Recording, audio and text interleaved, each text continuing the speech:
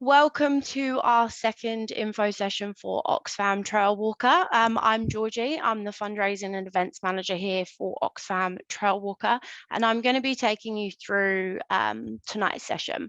In the background, we've also got our lovely Vanessa, who's our marketing and fundraising executive, who's going to jump in a bit later to answer some of your questions along with our guest speakers. So the info session tonight is all about fundraising. We're going to run you through fundraising ideas, some resources, tips and tricks, and really kind of give you the information you need to start your fundraising journeys. So we're really hoping that you get a lot out of this evening. Firstly, just a bit of housekeeping. We are recording the session. That's just so that we can post it on our website and Facebook later on for anyone that misses the session, or if you guys just want to jump back in and just refresh your memories on something. As we go through the evening, if you do want to focus your attention on any of the speakers, you'll see you can do this in the top right-hand corner and click speaker view. Q&A is going to be at the end. But what we'd like you to do is chuck your questions in the chat as they come to your mind. So that way Vanessa can get them all lined up so we can get through as many of those as possible. I'd also like to introduce you to our incredible guest speakers that are giving us their time this evening. And then I'm going to run you through an order of how this session's going to work. So unfortunately, you're going to have to listen to me for a little bit with my dodgy English accent. I won't take too much of your time, though, just a short presentation. Then we're going to hear from the lovely Kath, that's actually a past participant. She's going to talk to you about the fundraising her team, the Walkaholics, did and how they found that all last year. Then I'm going to introduce you to Ange, who's our fundraising director at Oxfam Aotearoa. She's actually a past participant herself, having done 2 Oxfam Trailwalkers. So she's going to give a little bit of insight into the fundraising that her team did. And then she's going to provide some more tips and tricks and just touch on the Trailwalker mission and kind of what we're trying to achieve here at Oxfam. Then at the end, saving the best till last. No, I'm not going to say that. Sorry, Carlos. We've got Carlos, our humanitarian advocacy and partnership lead, who's going to talk to us on how fundraising across the Oxfam organization is making a positive impact to the people that really need it the most. So just a reminder, questions are at the end, but just chuck them in the chat as they pop in your head so we can get those teed up. But let's get started. So we're going to dive straight into this getting started and how you can set off on the right foot. Then we're going to go into resources to use and where to find them on our website, how to fundraise and how to apply these, fundraising credits, how these can really help chip away at your fundraising target and where to find them again on our website, fundraising rewards, because who doesn't love a reward? And then we're going to hopefully spark some ideas with a little bit of fundraising brainstorm and then finish it off with our 5 top tips. So just make sure that you've got those notepads ready so that you can write all the, hopefully the really useful information we're all going to give you tonight. So getting started, how do you as a team reach the milestone of $2,000? Well, first things first, sit down, planning, set goals. What do you expect to get out of the process? How are you guys going to get there as a team or as individuals? How are you going to tackle that? For example, are you going to do fundraising events as a full leading up to Trailwalker or as individuals? If you break down that $2,000 across 4, that's $500 each. And we're going to give you some really useful tips later on of how to achieve that as well. Spread the word. How are people going to know that you're fundraising if you don't tell them? And this is one of the best ways to fundraise and to reach your milestones. It's an incredible challenge that you're taking on, and it's huge as well. So letting your family and friends know and bringing them along on that journey that you're taking will make them feel part of the process. Now you need to start actioning your plan as well. You've set your goals, so let's action those. If you're looking at trying to get all your friends to do an exercise class and pay for that in January because you know they're going to have their New Year's resolutions to get fit, Start talking to them now, plant those seeds, get them to commit now. If you're looking to do a pub quiz, you want to look at booking everything for kind of early next year to try and make sure that it's in people's diaries. Other ideas, team sausage sizzle. Reach out to your local Bunnings or Mitre 10. They're really involved in the community. They love that kind of stuff. And actually last year, one of our teams raised $700 just from a Bunnings sausage sizzle. So that could be you as well. I think the main thing we're trying to say here is that fundraising doesn't need to be difficult. You don't need to do massive events to try and fundraise. You could do the smaller things, or even things like put an email banner in your email signature to tell people how to donate and what you're doing. And lastly, if you haven't already, you will be receiving a check-in call from our Trailwalker team. This is actually something really unique to Oxfam Trailwalkers. So really make the most of those calls, and don't worry, there's no silly questions. There never is. So fundraising resources. We have an extensive range of digital resources online to help you fundraise. Things like banners, posters, email templates, letters, the list kind of goes on, and these are free to you guys. So they'll help you reach your goals, aid you in your fundraising process, whether as a team or just as an individual. And I said they were free, right? Because they are. So really utilize those. You'll see we've got the link here, but what we're going to do at the end is we're going to drop all those in the chat. So they're really easy for you to click on at the end and look at in your own time. So I mentioned this a second ago, about $500 across 4 of you is your $2,000 milestone. Seems like a lot, but actually one of our favorite things to highlight from a fundraising perspective is this raising $500 in 5 days. It does seem like a lot, but we've done the work and put together a guide that means it's actually really doable for you. I'm not going to go through it all now with you. I'm going to let you go and have a look at it yourselves. It might sound too good to be true, but it's actually not. So go and have a look. Again, we're going to drop the link in the chat because it's on our resources page, so you guys can have a look at it in your own time. But what we'd really like you to remember as well is to actually share your journey. Make sure that you're tagging us in your successful endeavors at Oxfam Trailwalkers NZ and using the hashtag OTW 2023. So an important fundraising is using multiple avenues and perspectives. If something's not working, that's fine. You just need to look at something a bit different. There's no real wrong way to fundraise. So just switch your view on it. A great starting off point is actually to sponsor yourself. On average, people give about $40 to their own page, and that's you setting a standard for the rest of your donations as well. It's also showing your commitment to yourself, and then your friends, family, and community can follow on and do the same. Agreeing on how to fundraise and booking dates. So you've set your goals with your team, you know where you're going. It's good to make sure that you're all on the same page, whether you want to do those large activities or small activities. And once you're across that, book those dates in, lock them into your diaries so that you know when they're coming up. Making use of fundraising deals. Encourage your friends and families to actually shop directly with our event partners. That way your team will actually receive fundraising credits directly to your team's page. And even small purchases can be the difference between you making your milestone or not. Sharing on social. I know someone tonight's going to talk about this, so I'll just briefly touch on it.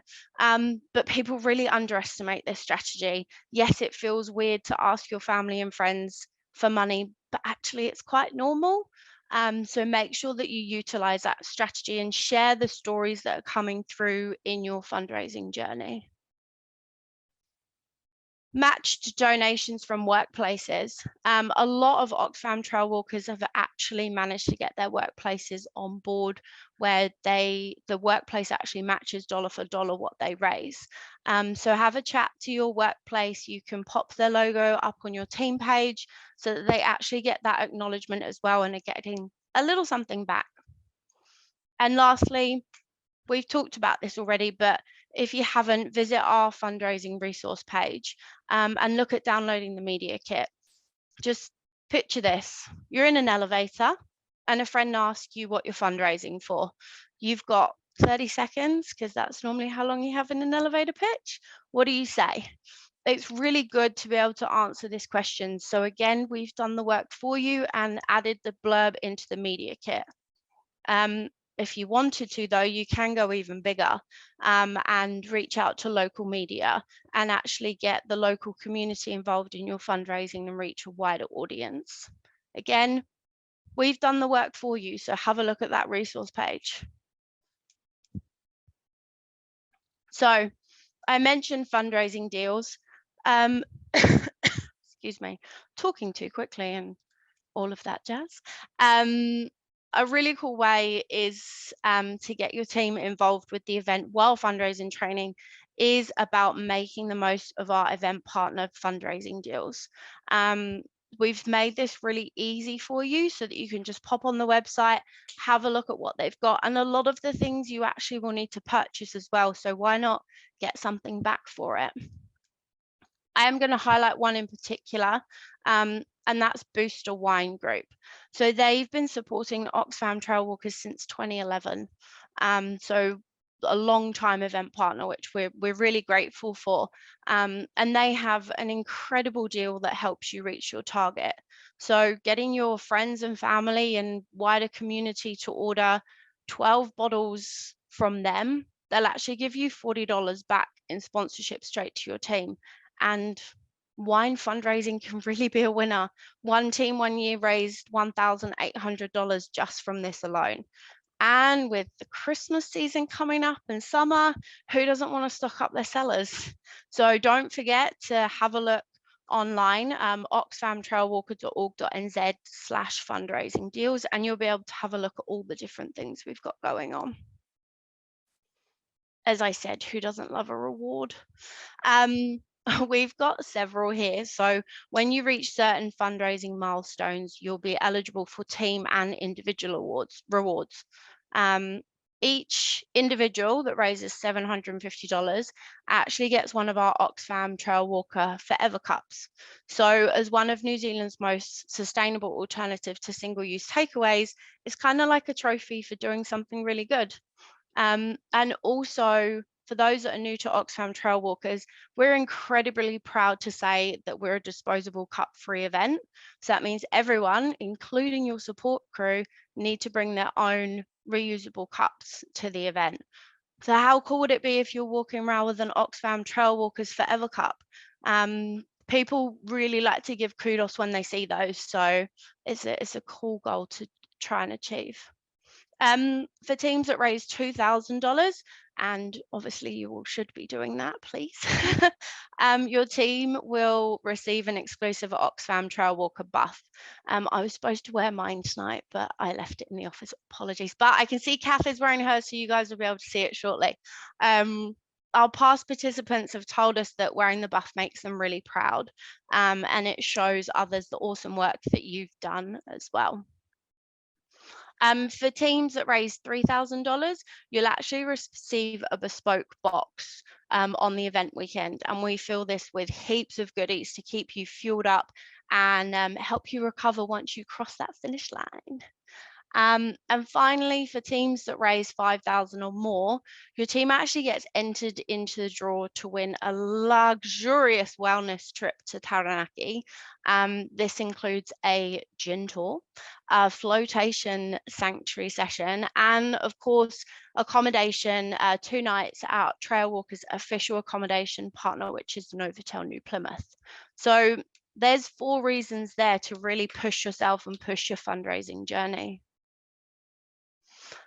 All right, lastly, before we go into our top 5 tips and you don't have to listen to me anymore, I just want to run over a couple of quick brainstorm items with everyone. Now, these ideas on the screen are based from past teams fundraising, and they're all really good ways to get your fundraising journey going, depending on who you are, what you've got accessible to you as well. So I'm just going to quickly highlight 3 of the really popular ones. I talked earlier a little bit about a pub quiz. It's a oldie but a goodie. Everybody loves one. It's a great way to have a good night and raise those funds as well.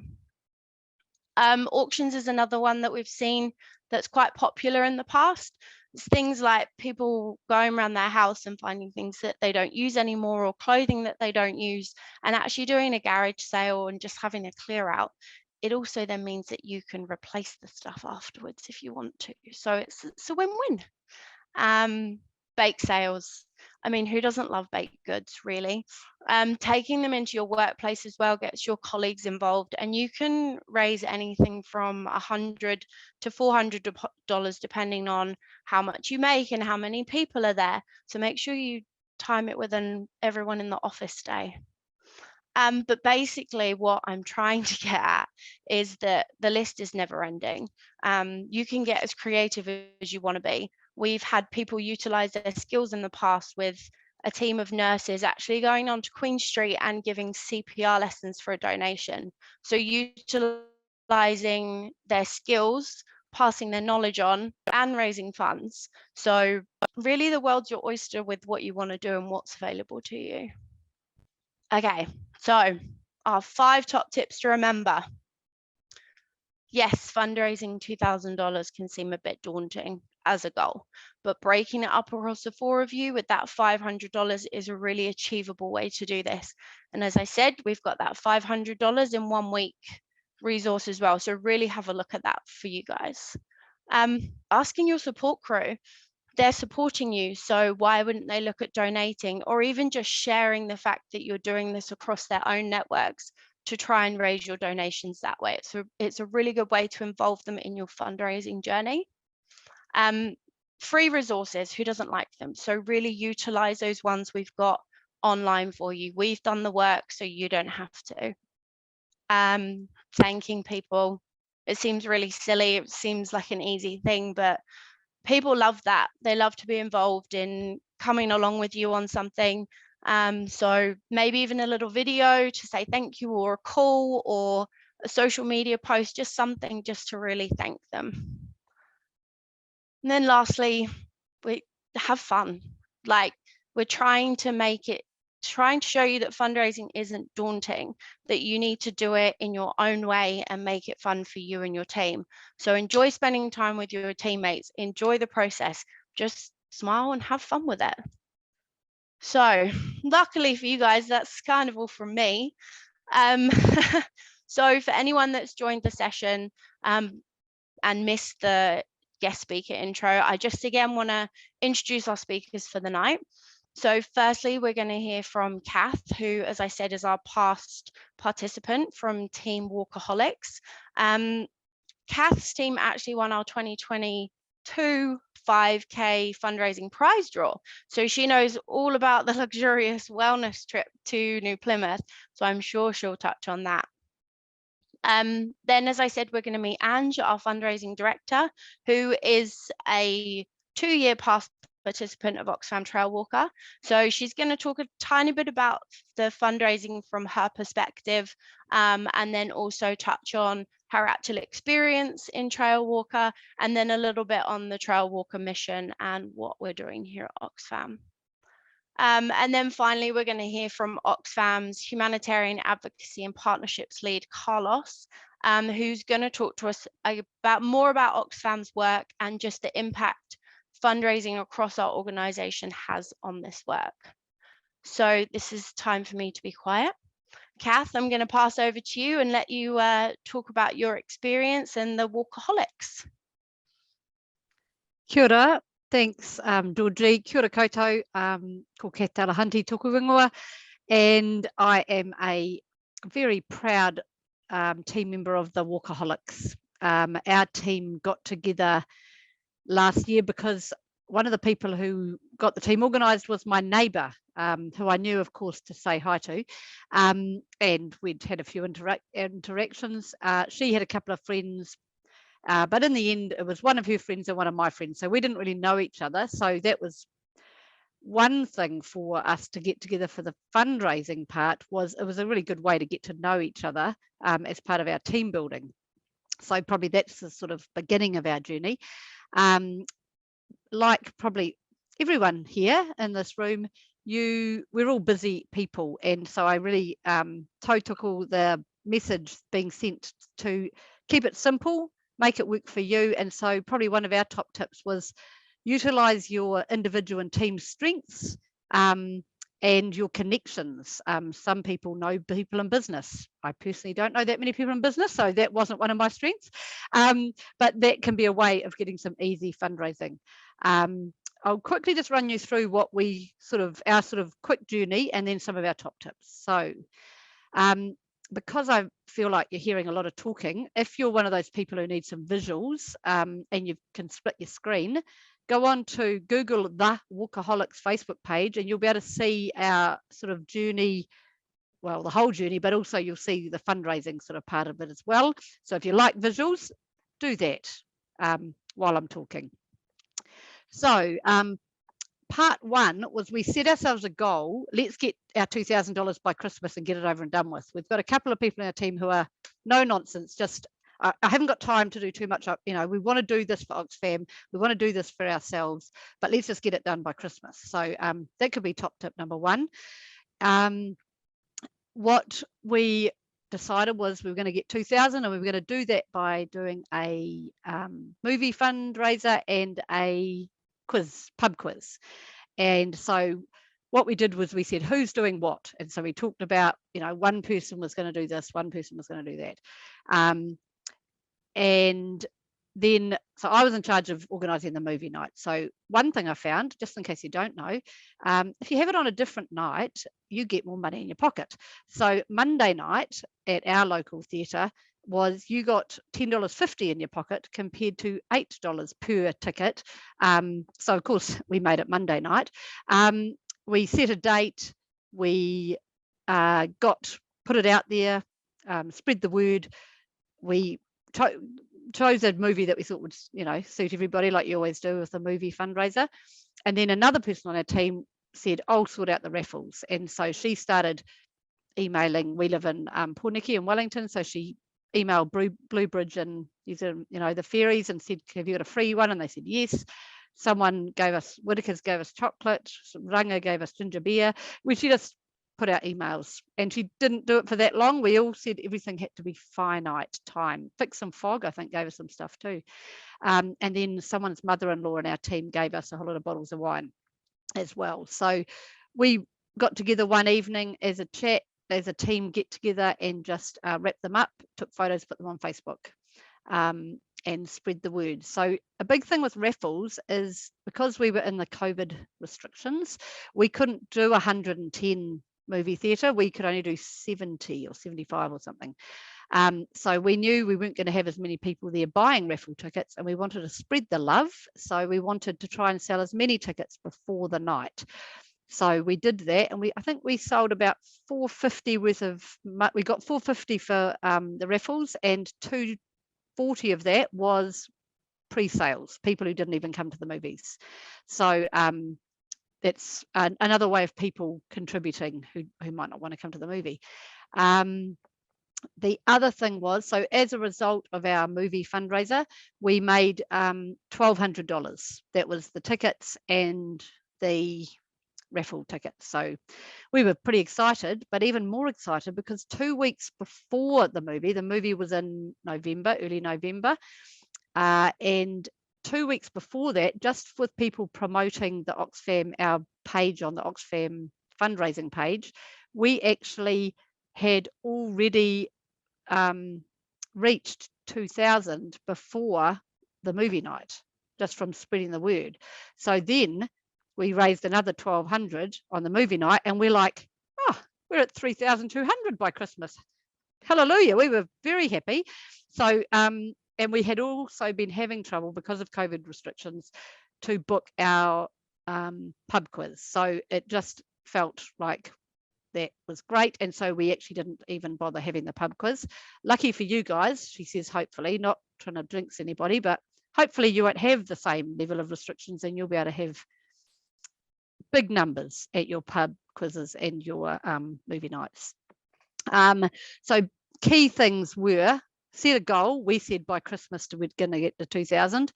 Work out a way to do it, allocate some tasks, set the dates, and spread the word. And then just keep checking in. We've got like lots of you, and if you're way younger than me, you've probably got multiple ways of engaging with social media. We just did a WhatsApp group, and that worked for us. And that was a good way of tracking out quick messages to just the 4 of us. And then we actually had another WhatsApp group with our support crew in it as well. So raffles, movie night, suddenly we had all that money. Then we sort of, and you're probably not going to want to hear this, Oxfam, but then we sort of left it for a bit because we were like feeling like we'd got there. It was like, whew, yeah, we've done it. We've done 3,200. We're all good. Kept up the Facebook social media sort of posts of our walks and you know, got people on board our journey, and that was all good. And then the fundraising, our next stage was really that we hit a lull as a team, as you do.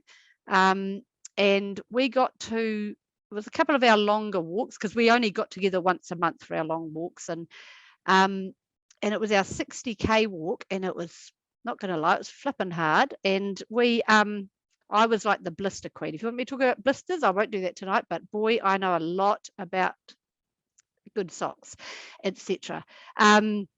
So we were having a few niggles just in terms of our team dynamic, about who's doing what pace and how we're doing this and how we, so we got together, and one of the things we talked about was what's our why. And so the fundraising actually helped us reconnect with our why. So it was like, why are we doing this? If we wanted to do an individual event, we would have just gone on an outdoor individual event, but we said we wanted to do this as a team because we were sort of struggling with the team elements. Some people were. It was just, you know, different perspectives. And so by reconnecting with our why, this is about Oxfam, fighting poverty, justice, social justice, all of that sort of thing, that helped us reconnect. And we also had a team member who got COVID, and it was only a couple of weeks before the event, and then we had to design our own journey, and that was a whole lot of challenges to design our own 100k walk. So with all of those, the fundraising element, suddenly we said, right, okay, let's set another goal, and let's go for the 5,000 because we're close. Let's do it. And so 2 weeks before, I think we were at about, we suddenly got up to just over 4, I think. And so we said, right, let's do it. Let's get to 5. And let's go to Vanuatu. That was our team mantra. Let's go to Vanuatu. And it was like a joke. And we decided we're going to do something. You know, we didn't actually think we'd win the prize. So it's sort of, who does? You never know anyone who wins the prize. So that was the original prize, was a trip to Vanuatu. So every time we got a bit funny, I was going, but hey guys, we're going to Vanuatu because we're going to get $5,000. And so what we did was I wrote up an email, and I shared it with the team because it was sort of from all of us. I sort of told our story, and we invited all of us to share it with all our friends and family, and it was the email of our journey. And even though we'd been keeping up on Facebook, we just really shared it. Unfortunately, we all got busy, and it ended up only going out 6 days before, because I've got it in front of me and it says we have 6 sleeps to go to take on the challenge of the 100k Trailwalk on our way. So we gave them the story, we told them all the stuff we'd done, and we put, as a final push to support Oxfam's work in fighting poverty and supporting advocacy, and to help us reach our adjusted goal of $5,000, could you please share our Walkaholics QR code? So we made a QR code, and we asked everyone to share the QR code. We said, you guys have done enough, the people we're emailing, you've all supported us. Can you share it wider with people you know? And it felt sort of a bit odd, but it was part of our team building, and yeah, it was great. So people could scan the QR code, go straight to our Oxfam page and donate. And I wish we'd done that earlier. QR code, one of our top tips, make it simple for people to donate. That thing at the bottom of your email, whatever, on your Facebook page, QR codes are great. We used it at the movie night to go for paying for things, and it went straight to a bank account. So that works too. So that was our big push, and that made us in 6 days $1,900, and we went from just over 4 to 6,200 in 6 days from sending out that email. So yeah, big money, simple ways. So what are our top tips? Utilize your team's strengths and connections. Aim for a big set amount by Christmas. Plan and schedule dates straight away together. Make it easy for people to give, e.g. QR codes. And number 5, connect with people. Share your why and your journey. That's me. Love that. Thanks, Kath. Some really, really top tips there that align quite nicely with what I was talking about, but it's so much stronger to hear it from a past participant. So thank you very much for that and for joining us tonight.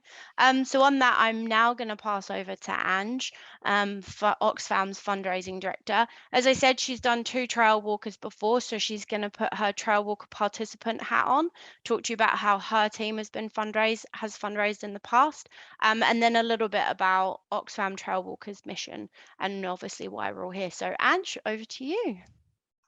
Thank you. Kia koutou, ko Ange Tokongoa. So I'm the fundraising director here at Oxfam Aotearoa.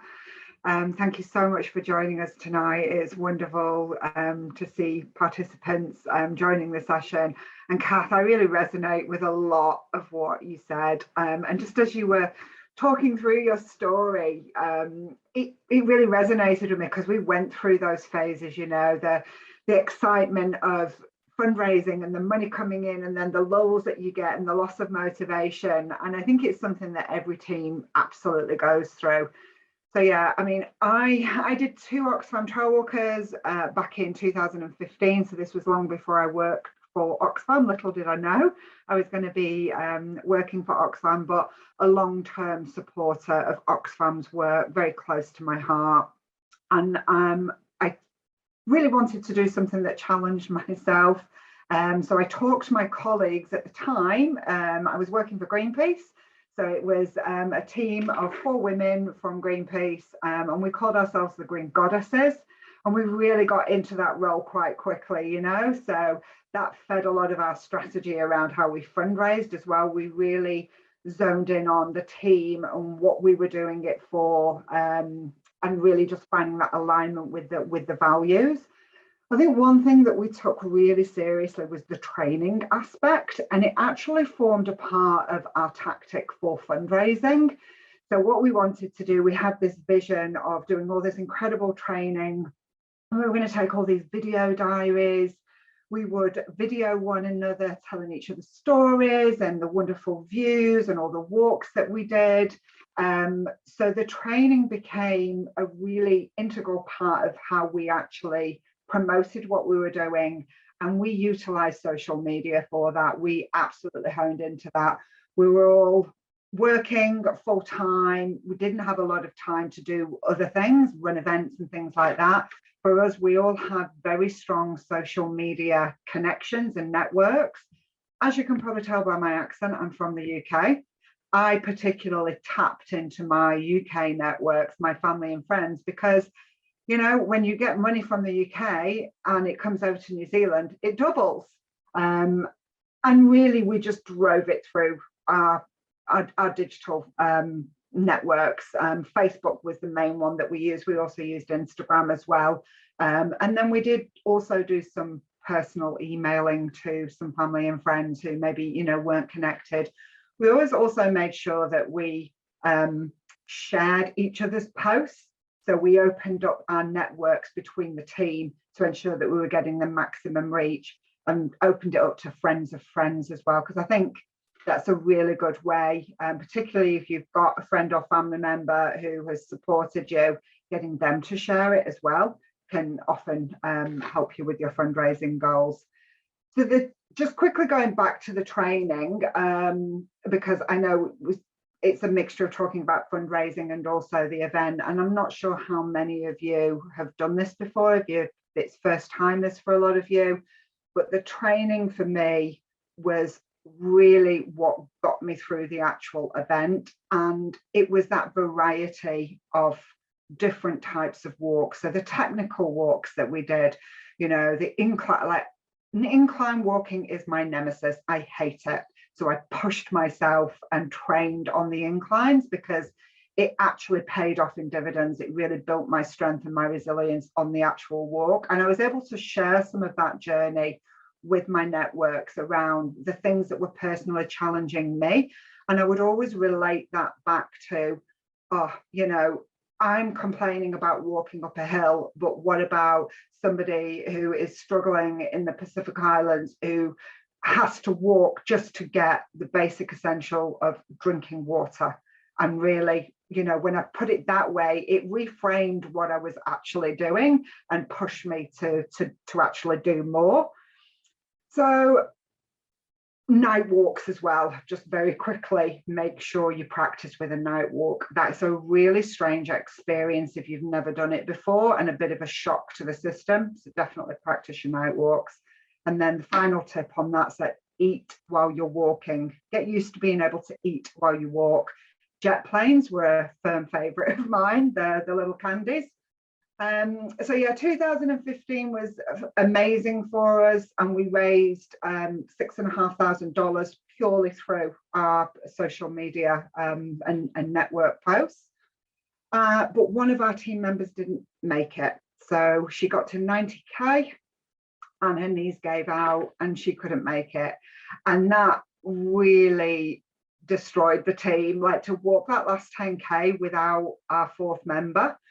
So in 2018, we said, right, we're going to do it again, and we're going to do it as a team, and we're going to finish, and we're going to raise more money for Oxfam. So that's how I ended up doing it a second time. And we applied much of the same tactics in terms of our fundraising as we did the first time round. We did find it slightly harder because we had really exhausted our networks. So we did have to add a few little events in there, and I don't really think there is a silver bullet to it. You know, there's been some great ideas shared. For me, it comes down to just the motivation to do it and to ask. You need to ask and not feel afraid of asking for money. I know it can be sometimes a challenging thing to do, but if you feel convinced of why you're doing it, you're supporting Oxfam and the work that we do, and you know that it's a good thing to support, then asking for money to support it becomes a lot easier to do. So don't be afraid to ask people to reach out. Most people are incredible, and you'll be blown away by the generosity of people when you actually tell them what it is that you're doing.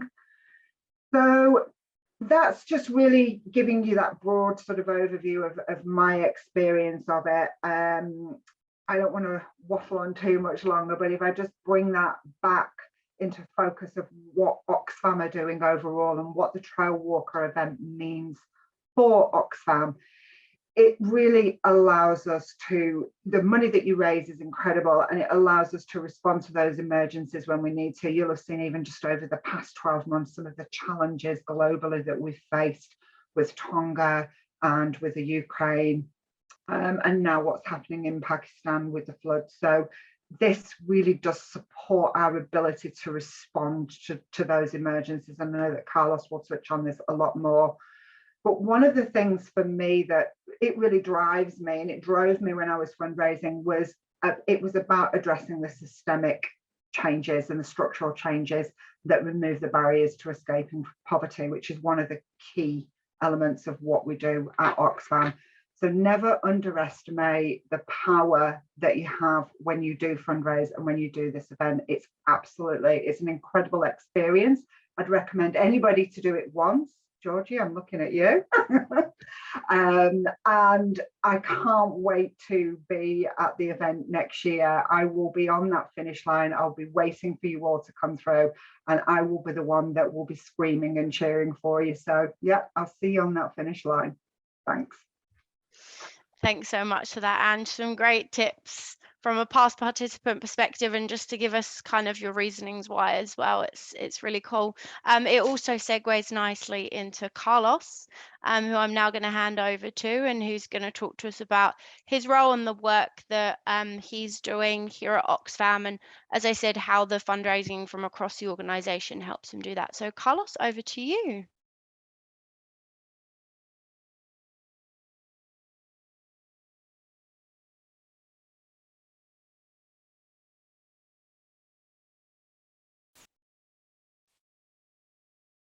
Okay.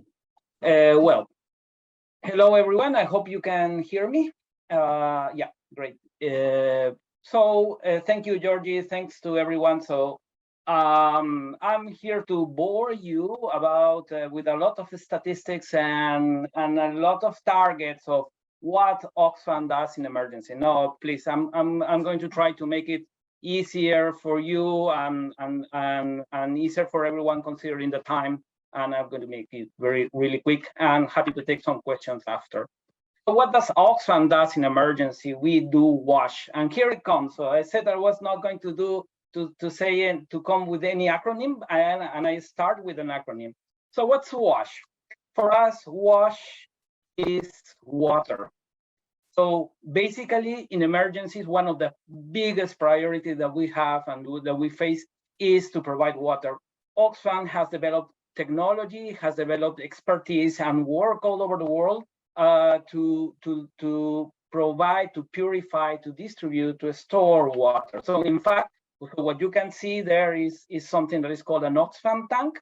In no matter which organization working in humanitarian, everyone calls Oxfam tank because it's one of the designs that we come up, and that really helps a lot of people living in refugee camps or displaced people from disasters that requires these types of assistance. In the other corner, you can see, for example, something that we do in the Pacific, and it's a Pacific design, open ocean. It's a provider from Paihia who came up with this solution, which is the desalination unit that probably you heard to talk about, and that currently is providing water in Tonga after the volcano. And we have partners in Tonga who are really well capable to operate this complex and not so cheap equipment, to be honest, but it's much needed in these situations where there is no capacity to get water from any other. We also, of course, in the Pacific, we support rainwater harvesting, which is the bread and water of what we get water, or communities get water from. But also we do water distribution. Of course, those probably some of you may have seen those type of tank, which is called a bladder tank, easy to transport, and you can collect water. But WASH also, the S of WASH corresponds to sanitation. Sanitation, it's basically toilets, but toilets is very important, particularly when we talk about people in need because of humanitarian assistance. So the diseases can spread really easily if they are not having proper sanitation facilities. But more important, we're talking about dignity of children that needs to go and do what they need to do with the proper intimacy, so they can do it properly. No, so as you can see, for example, in that photo, there is a solar panel, because it's important to provide light.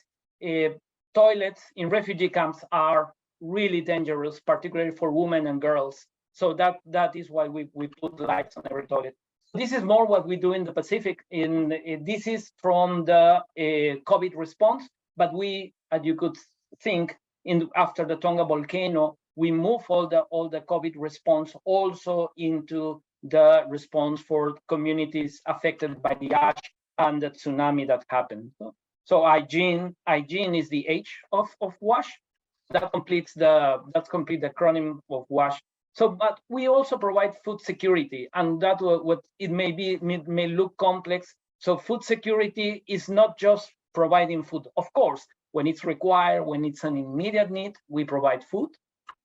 But it's also more important that in food security, we make sure that communities affected by a disaster, communities displaced, refugees, communities are receiving enough quantity and quality, not just a single staple food, not just grain, not just, they need also micronutrients and other types of nutrients that to complete their diet requirements. No? So it's also important to secure that every household receive what they need, and more important, children. Nutrition is so important, particularly in the first 5 years of age.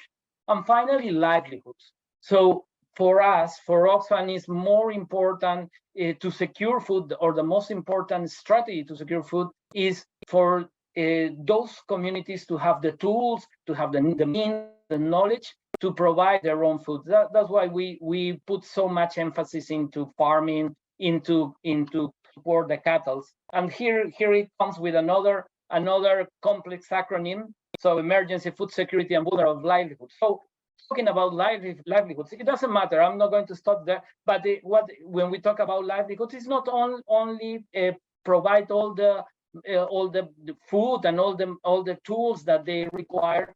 It's also important to give tools to the communities, to give knowledge, and to let them be capable to provide their own needs, their own food assistance with the diet that they require because of their local knowledge and their own culture.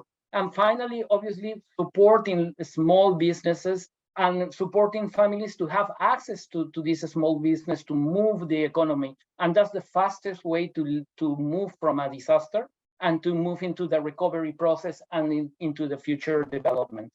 Also, we provide shelter. In very few occasions, Oxfam works in shelter, but we do shelter. That means that we are providing in the immediate aftermath of a disaster, like in these examples of in an earthquake, we are providing. Sorry, I think the screen goes.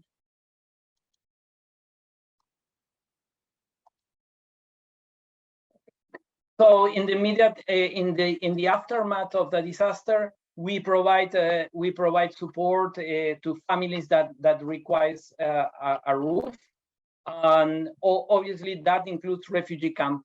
But the most important from everything is when we talk about protection.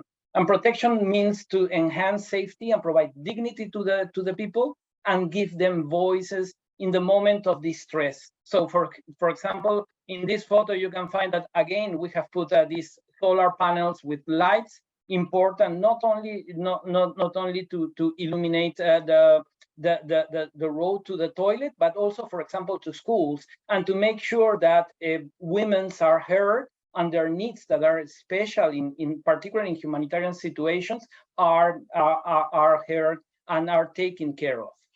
So Oxfam works at this time in 93 countries. We have several Oxfam working all over the world. We work as a single organization when we approach to the problems of each country. And in humanitarian, which is obviously what I'm doing, we are reaching more than 19 million, almost 20 million people, at least on last year. So Oxfam works through partners, and we have 660 humanitarian partners working with us and more than 500 projects. So I'll stop there. I hope it was easy and for the time in the night, but happy to take some questions afterwards. Thank you. Thanks, Carlos. It's amazing to hear about the work that you're doing, and I just want to thank all of our guest speakers for jumping on tonight and kind of giving us your insights and tips and tricks. It's really important kind of to hear from different people and understand obviously what we're doing as an organization as well. Right, so I'm just going to quickly share my screen because we are nearly at the end of tonight's session. So before we go on to Q&A, I just want to obviously thank our event partners who I've spoken about a little bit tonight. So obviously New Plymouth District Council, Venture Taranaki, Booster Wine Group that I spoke about earlier, Bivouac Outdoor and Outwear as well. But now I'm going to pass over to the lovely Vanessa, who is going to field some questions to our guest speakers and any that have come through. So Vanessa, over to you.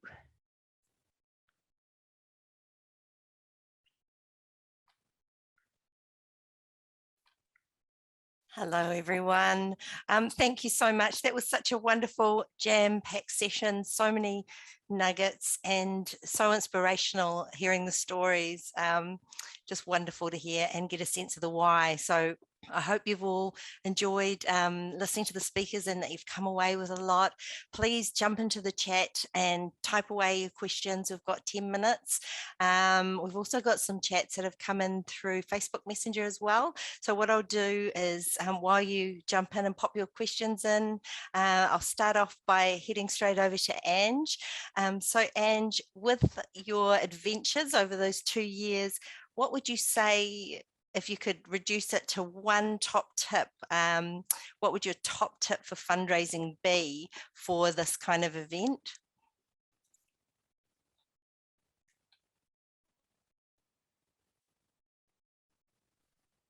It wouldn't let me unmute there. I think my top tip, it really is ask. And then when you've asked, thank. You can't thank people enough. And if you share that thank and you give kudos to people and appreciation, that kind of has a ripple effect. Yeah, that's wonderful advice. It means so much to be thanked. Absolutely. Awesome. Jumping over to you, Carlos, I had a question around, does Oxfam coordinate emergency responses with other organizations? So how does that work? Yeah, fantastic. So Oxfam works with different partners in country. It doesn't work alone because the local knowledge is very important for us. So that's our first coordination point. We coordinate locally with local partners, also with other INGOs working on the United Nations systems. There are coordination mechanisms that are working practically since 2010 worldwide, and we are part of them. And finally, we are members of the Council for International Development in New Zealand, which is the umbrella for the INGOs and particularly the humanitarian network here. So we pretty much are really well coordinated. We talk each other and we have really, really good conversations when the need arises, and we support each other on every response. Thank you. That's brilliant. One question also that came through, which I'll just quickly jump in on, is what do I do if I haven't raised enough around fundraising? So that's a question people wonder about, and the best thing is to get in touch straight away. So ring us on 0800, email us on info, and I'll be putting all these details in the chat as well, and we can talk to you. So myself, Georgie and Sam are on the other end of the email and the phone, and we've actually got a huge team, as Georgie touched on, of fundraisers who will be doing coaching calls through the year, and of course the mass of resources that Georgie was talking about. So the resources, fundraising deals and fundraising rewards. So I'll be popping those links in 3 in a row just at the end of the chat, so you can jump back in and read them in your own time as well. The fundraising deals is a particular favorite as well, because you can contribute to your fundraising by shopping, which I quite like. That appeals to me. So back to some other questions I've got coming through for Ange. So if you were at a dinner party or maybe having a morning tea at work or something like that, and somebody came up to you, potential donor, and they asked you, why are you fundraising for Oxfam Trailwalker? What would be sort of a bite-sized snippet that you could use to answer them? Yeah, it's a great question. I think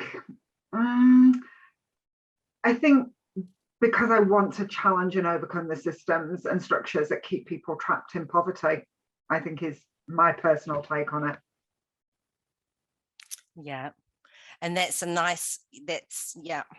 wonderful, succinct one. I love that. Thank you. And we've got another one here as well, just coming through from Carlos, going back to what you're saying.